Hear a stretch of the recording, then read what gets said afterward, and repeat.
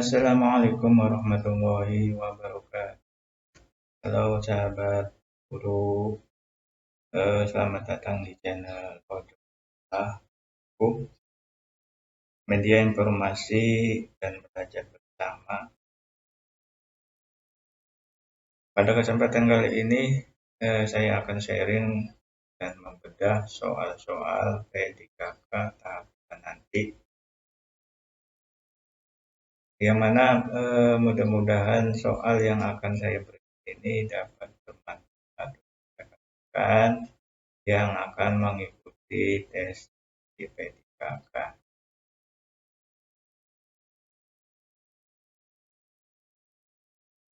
Untuk yang pertama, kita akan membahas tentang FR soal-soal yang keluar dari seleksi P3K pada tahap sebelumnya.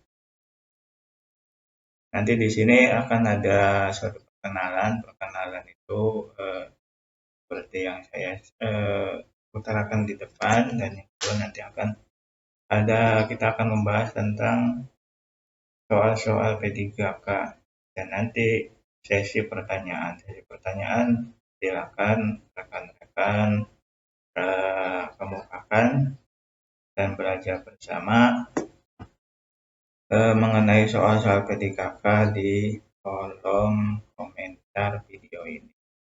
Baiklah, kita mulai saja pembahasan FR soal P3K. Nah, dalam hal ini nanti kita akan belajar bidang profesional P3K, yang mana di dalamnya akan ada IPA, IPS. Namun untuk kesempatan ini kita akan belajar tentang bidang profesional pedagogik guru yang akan mengikuti seleksi P3K.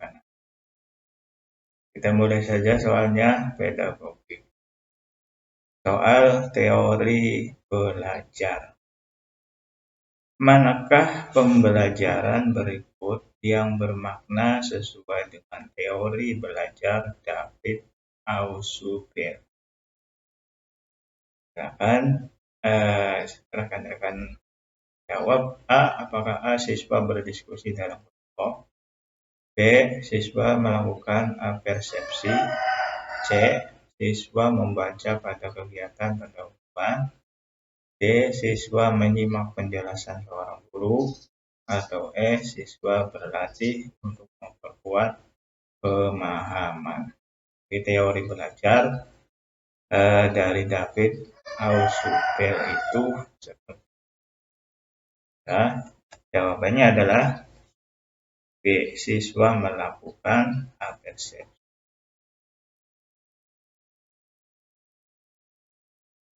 Pembahasannya, kita ketahui bahwa kata kunci dari Ausubel itu adalah pembelajaran bermakna.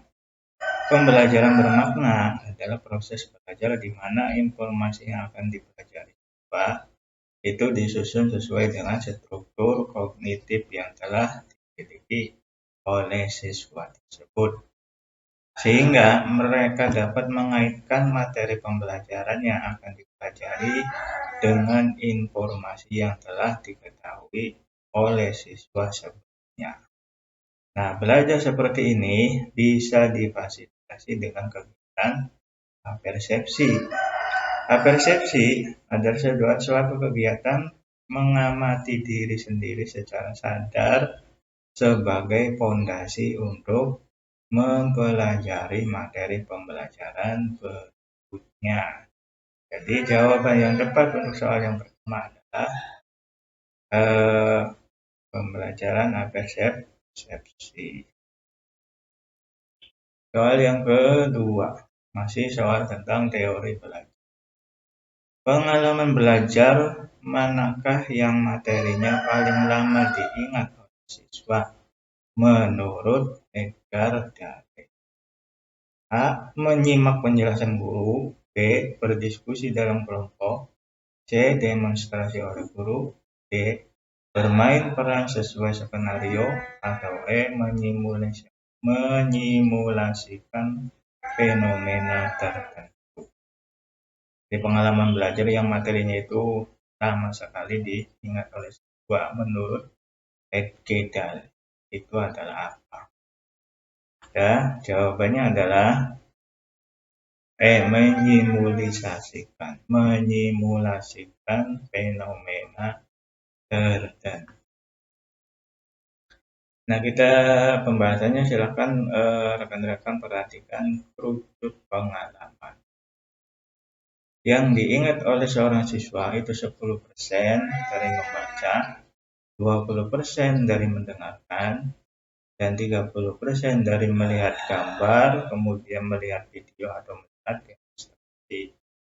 Sedangkan daya ingat 50% itu terlibat dalam sebuah diskusi. Kemudian daya ingatnya lebih rendah, artinya 70% itu menyajikan atau presentasi suatu permasalahan, dan 90% itu bermain peran melakukan simulasi dan juga mengerjakan hal yang nyata. Ini adalah tabel kerucut. Jadi tingkat keterlibatan seorang anak itu antara verbal ke visual, visual ke terlibat, dan juga setelah terlibat siswa tersebut berbuat. Jadi kata kunci teori Edgedal yaitu keterlibatan siswa dalam proses pembelajaran dengan pengalaman nyata akan membuat materi paling lama diingat oleh siswa. Penggunaan media secara konkret. Jadi jawabannya adalah E. Kemudian soal selanjutnya masih tentang teori belajar. Nah, dari kerucut Edgedal tadi, hal yang dapat kita ambil adalah A. Menghargai proses pembelajaran daripada siswa. Hasilnya B. Lebih memilih media pembelajaran konkret daripada abstrak. C. Tipe pemahaman setiap individu berbeda. D. Setiap individu memiliki cara belajar masing-masing. Atau E. Perlu memperhatikan keseragaman individu dalam pembelajaran. Nah, kan tadi kerucutnya itu, kerucut Edge-nya itu yang dapat diambil dari kerucut tersebut. Jawabannya adalah B. Lebih memilih media pembelajaran konkret daripada abstrak. Ini kerucutnya. Kerucut pengalaman menurut Edgar. Jadi kerucut Edgar Dal atau kerucut pengalaman ini menggambarkan bahwa media pembelajaran yang konkret dapat melibatkan siswa lebih dapat membuat siswa paham daripada pembelajaran yang pembelajaran yang abstrak. Jadi akan lebih lama ya dipahami oleh siswa. Soal selanjutnya masih tentang soal teori belajar. Seorang anak baru saja memahami konsep penjumlahan. Kemudian ketika ia mempelajari perkalian, terjadilah pengintegrasian antara pemahamannya mengenai penjumlahan yang sudah dikuasainya dengan prinsip perkalian. Menurut Piaget, proses belajar tersebut disebut proses A. Asimilasi, B. Integrasi, C. Akomodasi, atau D. Ekuilibrasi. Jawabannya adalah asimilasi.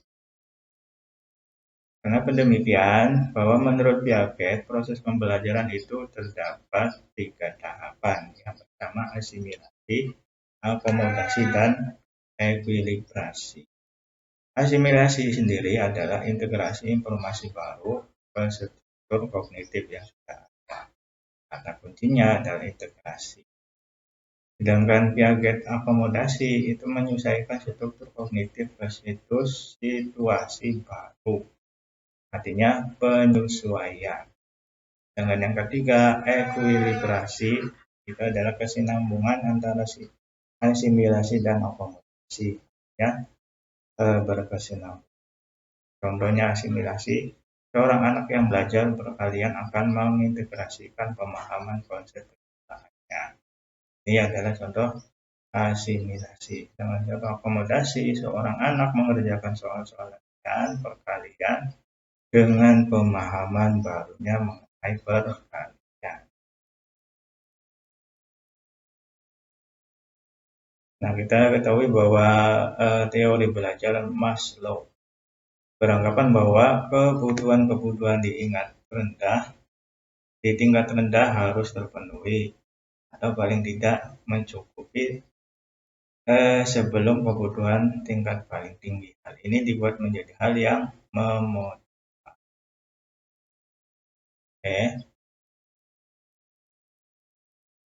Nah, sekarang teori belajar behavior.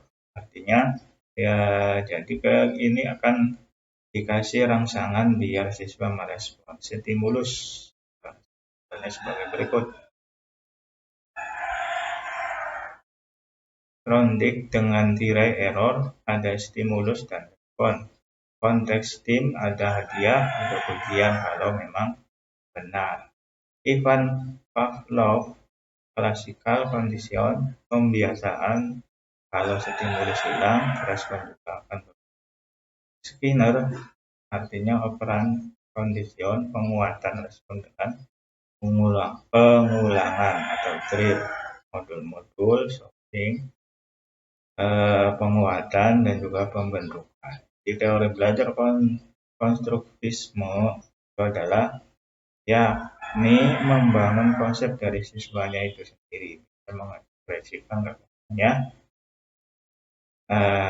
Teori belajar humanistik memanusiakan manusia dengan cara manusia bebas berkreasi dengan berbagai keahlian atau kecerdasan akualisasi manusia. Sedangkan sekarang teori belajar behavior. Teori belajar kognitif sesuai tahapan perkembangan anak, baik aktivitas otak kognitifnya perkembangan anak. Tokoh Brunner dikenal yang enaktif, benda atau benda nyata, ikonik, gambar, simbolik atau angka. Jan Piaget dikenal dengan sensor motor, operasional, konkret, dan Kohler berkonvensional, pasca konvensional. Seperti yang kita ketahui, perkembangan moral menurut teori Lawrence Kohlberg, tingkat perkembangannya dibagi menjadi 3 tahapan, yaitu 1 prakonvensional, kemudian konvensional, dan pasca konvensional. Prakonvensional itu merupakan anak yang memperlihatkan internalisasi nilai-nilai moral penalaran. Yang konvensional menurut orang lain benar berarti benar.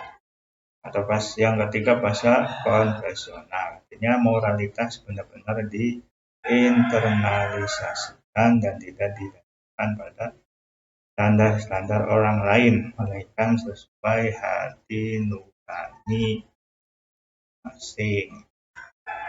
Itu pembahasan soal yang tadi. Nah, kita lanjut soal yang kedua tentang karakteristik seorang siswa. Soalnya adalah manakah aktivitas belajar berikut yang relevan untuk siswa dengan gaya belajar auditor? A. Mengamati gambar yang relevan dengan materi pelajaran. B. Menyimak cerita guru tentang seorang tokoh. C. Menari dan bernyanyi untuk meningkatkan motivasi belajar. D. Mengamati video dan mempraktikkan tarian yang terdapat dalam video. Atau E. Menyimak tayangan video tentang hidup B.J. Habibie. Jadi jawabannya adalah B. Menyimak cerita guru tentang seorang tokoh. pokok.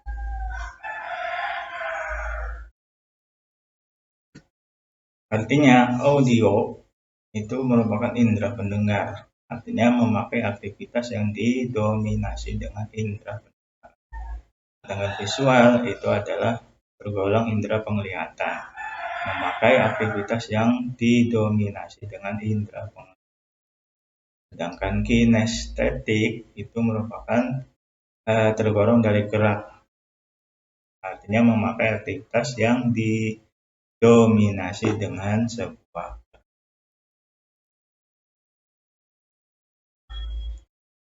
Dengan kita ketahui bahwa sintak model pembelajaran PJBL, Project Process Learning, itu ada 6.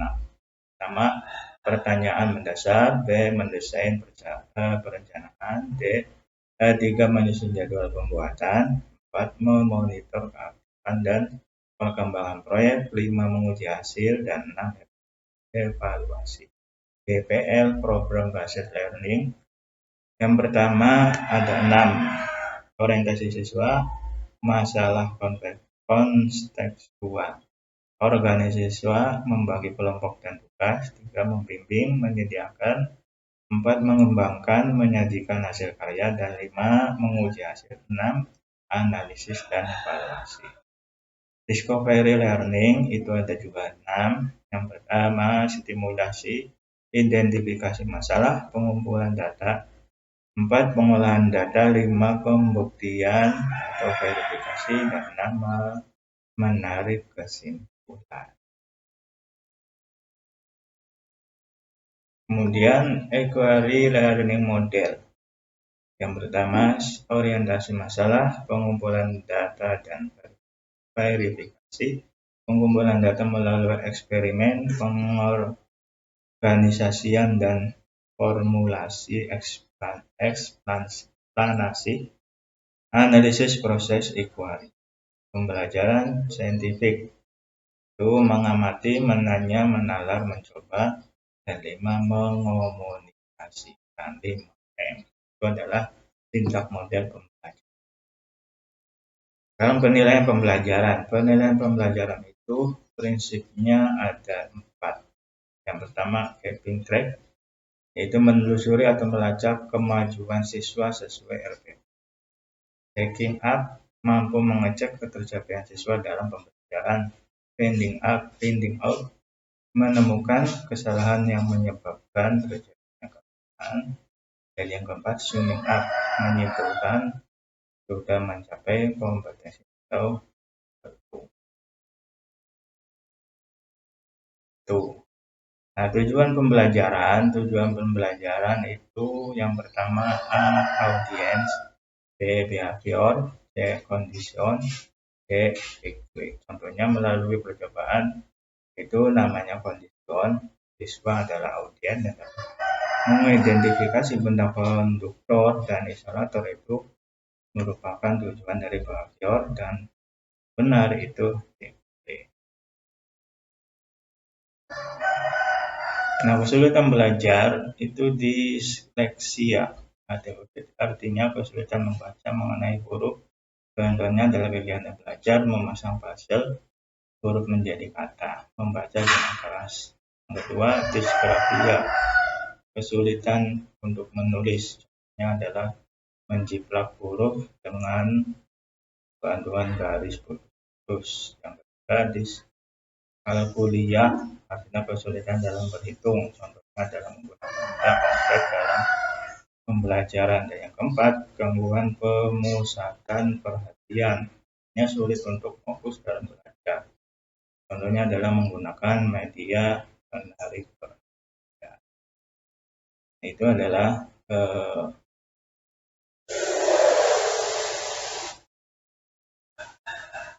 demikian adalah contoh-contoh hal yang dapat saya sampaikan.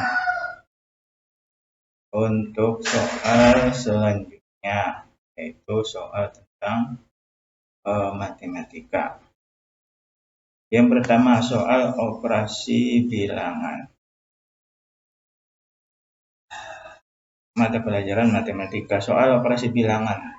Soalnya adalah hasil pengerjaan 45 dibagi 15 dikurang 1 dikali 2 adalah titik. Ingat, perlu rekan-rekan ingat bahwa perkalian dan pembagian itu sama. Dengan penjumlahan dan pengurangan itu setara, dan perkalian dan pembagian itu lebih kuat daripada penjumlahan dan pengurangan. Jadi 45 dibagi 15 dikurang 1 kali 2 itu sama dengan yang pertama itu adalah kita kerjakan untuk bahwa 45 dibagi 3 bagi 15 itu hasilnya 3. Nah 1 dikali 2 dikurangi 1 kali 2 berarti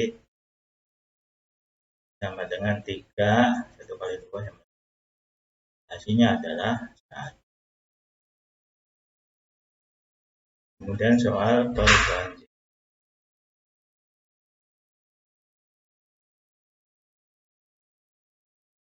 Soal matematika yang kedua, soal tentang perbandingan. Perhatikan gambar tersebut. Ada 3, yang pertama ada 3 kubus, dan ada 2 balok. Sebelah kanan itu ada 2 kubus dan 2 bola. Yang pertanyaannya, kesimpulan yang tepat dari gambar tersebut adalah, silakan, kesimpulannya itu adalah bahwa kubus 1 yang sebelah kiri itu berbanding dengan kubus yang sebelah kanan. Yang kubus yang sebelah kiri 1 dan sebelah kanan 1. Jadi kesimpulannya adalah 2 kubus dan 1 tabung lebih berat dari 2 bola.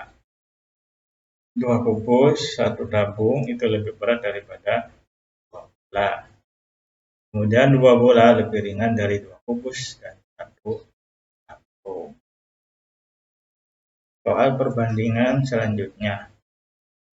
Ini ada 3, yang sebelah kiri ada 3 tabung dan 2 balok kubus, dan yang sebelah kanan ada 2 tabung. Nah, kesimpulan yang tepat dengan gambar tersebut adalah satu kubus, 1 tabung. 2 kita coret dan satunya lagi yang sebelah kiri kanan kita coret. Jadi kesimpulannya adalah 2 kubus dan 1 tabung senilai dengan 2 bola.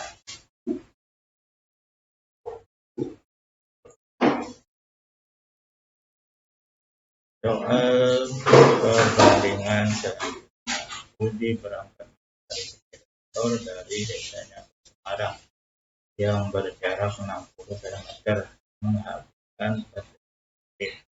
Jika dengan kendaraan yang sama ia pergi ke kota Yogyakarta dan bensin, berapakah jarak desa Budi ke Yogyakarta? Semakin besar jarak, semakin banyak bensin. Nah, ini adalah perbandingan senilai.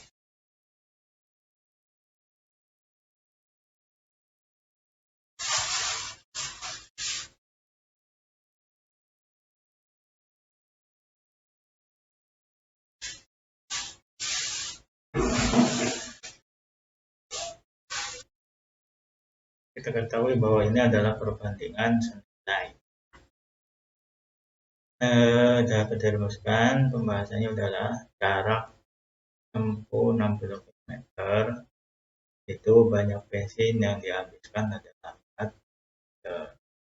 Nah, jarak nanti ini kita kasih simpul Y dan bensin 7 liter. Jadi 60 per Y adalah sama dengan 4 per 10 Y. Nah, rumusnya 4 kali Y. 4 dikali Y itu sama dengan 4 kali Y itu sama dengan 60 kali 7. Jadi 64 kali Y itu sama dengan 10 kali.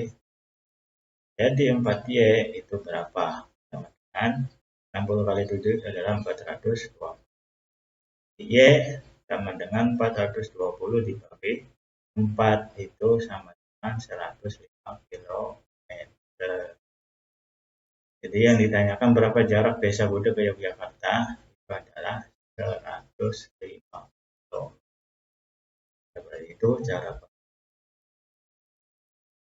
Selanjutnya adalah perbandingan, masih soal perbandingan. Budi berangkat mengendarai sepeda motor dari desanya ke Semarang dengan kecepatan 60 km per jam sampai di tempat tujuan dalam. Jika ia melaju dengan kecepatan 50 km per jam, berapakah waktu yang di semakin besar kecepatan, maka semakin sedikit waktu yang dibutuhkan. Ini adalah tergolong dari perbandingan berbalik nilai. Kita ketahui bahwa kecepatan yang ditempuh dalam kecepatan ditempuh dalam waktu 5 jam. Sedangkan yang ditanyakan adalah 50 jam. Kita ketahui berarti caranya pengalihannya adalah 60 per 50 itu sama dengan 5 per Y. 50 ini berarti silang ya, 50 kali Y itu sama dengan 60 kali. Jadi 50 Y itu sama dengan 60 kali 5 itu berapa? Jadi 3. Jadi yang ditanyakan itu Y adalah 300 dibagi 50. Ini sama dengan 6 jam perjalanan. Soal yang selanjutnya, soal ketidaksamaan. Nah, Denny membeli 2 pensil dan penghapus seharga 7.000, 3 balpen dan 1 penggaris seharga 7.000. Nah, persamaan yang sesuai dengan soal tersebut adalah pembahasannya. Contohnya A itu merupakan kita beli A itu ini merupakan buah pensil, B adalah sebuah penghapus, dengan C itu balpen dan D itu adalah. Jadi 2A itu ditambah B sama dengan 700. 2A itu adalah pensil dan penghapus. 2A pensil dan penghapus itu sama dengan 700. Sedangkan 3C pulpen itu C. 3C dan 1 penggaris D. 3C tambah D itu adalah. Jadi persamaan yang sesuai adalah 2A ditambah B sama dengan 3C ditambah D. Ini ya. Demikian yang dapat saya sampaikan. Mudah-mudahan soal-soal dan pembahasan tadi dapat bermanfaat untuk rekan-rekan yang akan mengikuti tes P3K pada tahap 2-3. Demikian yang dapat saya sampaikan. Terima kasih. Assalamualaikum warahmatullahi wabarakatuh.